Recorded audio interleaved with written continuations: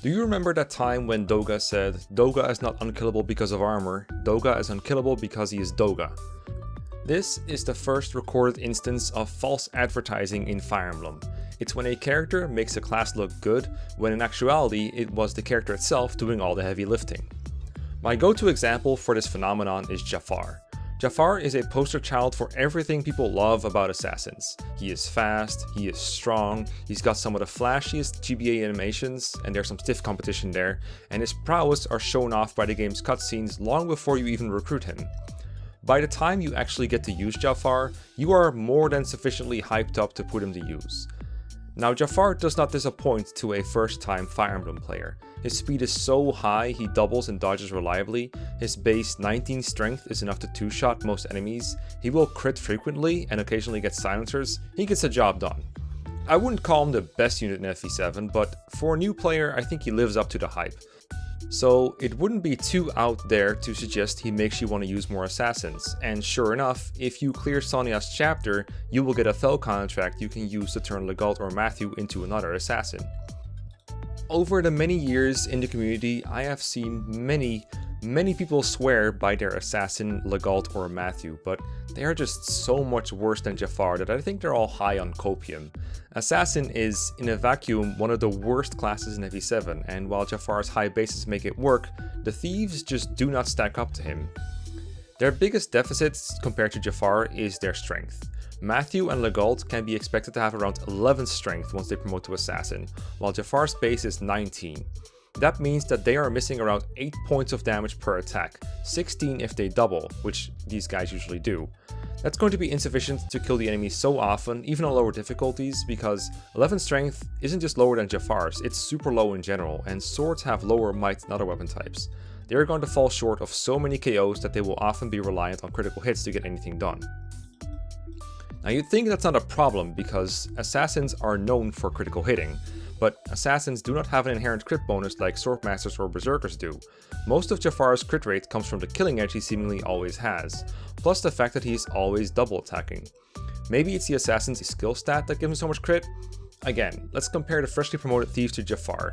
Jaffar has 25 skill, while Legault only has about 17, and Matthew has a miserable 11.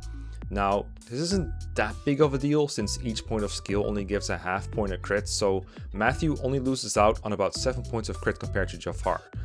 But I do think it says a lot about the assassin that the class gains 0 points of skill upon promoting, so someone like Matthew is basically stuck with his honestly really bad skill base of 4, plus whatever that middling 40% growth grants him. The real way to gain a ton of crit on Matthew or Jaffar is to give him crit boosting supports, but spamming end turn next to their friends is not exactly intuitive, nor is that something unique to the assassin class.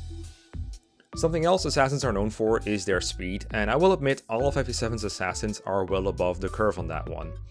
But there is one thing bothering me about their speed. FE7 enemies have a reputation for being slow. Even units like Hawkeye and Marcus, not exactly known for being speed demons, are able to double an absurd amount of enemies in FE7. As long as you have something along the lines of 14 speed, you can double pretty much anything you need to. But there's one chapter in Hector Hard mode with very notable, dangerous fast enemies, Cog of Destiny. It has these really annoying Valkyries that are way speedier than everything else you faced up to this point. They have somewhere between 18 and 22 speed. That 14 speed that I mentioned before, that gets you to double most of the enemies, would get doubled by all these Valkyries. So this is where a fast assassin could come in handy, and it is once again something that Jaffar can do, but Matthew and Legault likely cannot. Jaffar has 24 base speed, he doubles these Valkyries without any need for level ups. Matthew and Legault, on the other hand, just can't do this.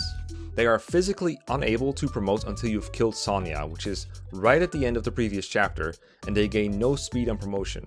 No matter how lucky they got with their level ups up to that point, they're never going to have more than 20 speed when they promote to Assassin.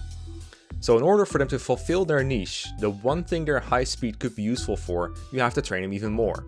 Now you can do this, it's not impossible, and some people might even find it enjoyable, but due to their other shortcomings, such as low strength, low magical bulk, and a lack of one-to-range weapons, there is no denying that it is more effort than simply finding another solution to fighting the Valkyries.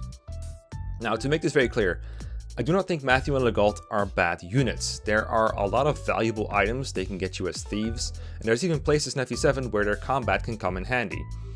but I do think the assassin promotion is bad on so many levels, even ones that I haven't brought up in this video yet. The Fell contract is the latest of all promotion items, and it is tied for the most expensive one with the Ocean Seal.